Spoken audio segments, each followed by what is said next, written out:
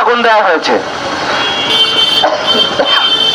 আমরা লাইভে মানববন্ধনে দাঁড়িয়েছি। আজকের এই মানববন্ধনের সভাপতিত্ব করছে, এটি কিন্তু অনেকে পারেনি, যে অনেকে করেনি, তার কারণে কিন্তু বিগত সরকার উভয় পক্ষে হামলা মামলার শিকার যারা মানব জমিনের সাতক্ষীরা প্রতিনিধি এস এম বিপ্লব হোসেনকে আমরা সবাই এক মিনিটে রাষ্ট্রের যারা কর্তৃপক্ষরা সংগঠন করছে তাদের উদ্দেশ্যে বলছি, তাদেরকে উৎসাহিত করেছে, নইলে এতদিন কাউলে কালকে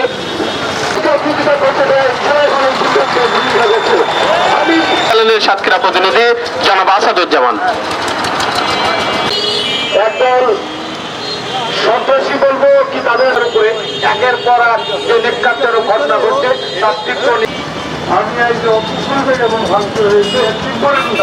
গভীর শ্রদ্ধা রেখে আমরা 1 মিনিট নীরবতা পালন করব। এই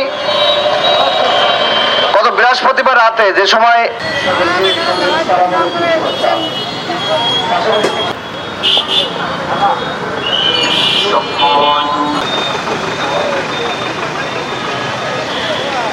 তার জানাজার নামাজের চিত্র দেখলে আমরা বুঝতে পারি তিনি কতটা মানুষের বক্তব্য রাখার জন্য অনুরোধ জানাচ্ছি। দৈনিক অনির্বাণের সাতক্ষীরা প্রতিনিধি দলের ছাত্র প্রতিনিধিরাও উপস্থিত ছিল সেই অনুষ্ঠানে।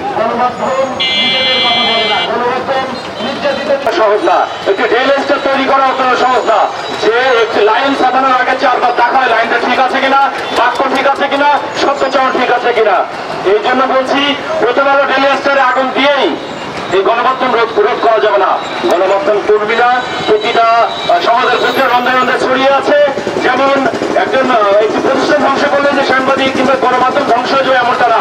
আমরা মৃত্যুকাণ্ডে বলতে চাই, যারা এই নেতার জন্য কাজ করেছে আপনারা হুঁশিয়ার হয়ে যান, সাবধান হয়ে যান এবং অনতিবিলম্বে এই নেতাচার হামলায় যারা জড়িত ছিল তাদের দৃষ্টান্তমূলক শাস্তির দাবি করছি।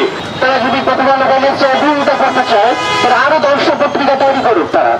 তারা কেন এভাবে ন্যাক্কারজনক ভাবে প্রথম রেল স্টেশনের উপরে হামলা চালাবে? আমি দেখলাম যে একদল উন্মুক্ত জনতা তারা কিন্তু প্রথম রেল স্টেশনের ভিতরে ঢুকে কম্পিউটার নিয়ে যাচ্ছে, স্টুডিও মনিটর ঘাড়ে করে নিয়ে যাচ্ছে। সাংবাদিকরা যখন তাদের প্রশ্ন করলো যে আপনারা এখানে কেন নিয়ে যাচ্ছেন, সারা বাংলাদেশের ছাত্র জনতার উপর সরকারের পক্ষ থেকে কোনো গুলি বর্ষণ হয়নি। ঠিক তখন একটি প্রথম আলো সম্পর্কে একটি শিরোনাম রিপোর্ট প্রকাশ করে সেই রিপোর্টে প্রথম আলো শুধু বাংলাদেশ নয়, সারা ব্যাপী বিশ্বের যেখানে বাঙালি আছে সেখানেই প্রথম আলো একটি নতুন অধ্যায়ের সৃষ্টি করেছে। কিন্তু হঠাৎ করে কেউ ফেসবুকে পোস্ট দিল আর প্রথম আলো ডেইলি স্টারের এই যে কার্যক্রম সে সময় গরম ওই কত ভোজন মারা গেল। আমরা না রাখতে পারছি পুলিশের প্রতি ভরসা, আমরা না রাখতে পারছি রাষ্ট্রের যারা পরিচালনার দায়িত্বে রয়েছেন তাদের প্রতি ভরসা।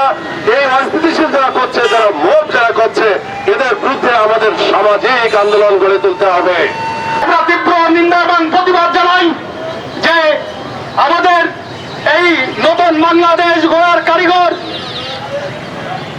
হাদি ভাইয়ের উপরে যে নির্মম ভাবে গুলি করা হয়েছে, এখনো তাদেরকে যে গ্রেফতার করা হয়নি, শুধু বলার জন্য বলা, আমরা এটারও তীব্র নিন্দা এবং প্রতিবাদ জানাই।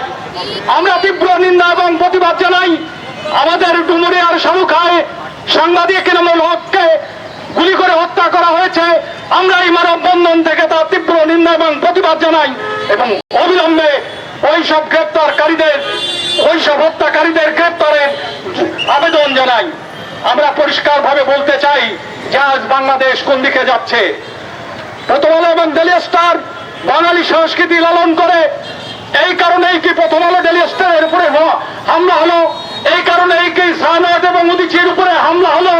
আমরা এটা পরিষ্কার ভাবে জানতে চাই যে হামলাকারী কারা।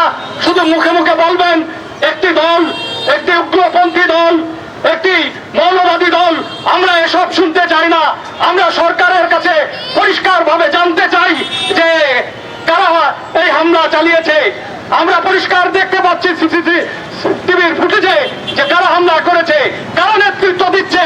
তারপরে এখনো এই সরকার তাদের বিরুদ্ধে কোনো ব্যবস্থা নেয় না, শুধু মুখে মুখে বিবৃতি দেয়, নিন্দা জানায়, প্রতিবাদ জানায়।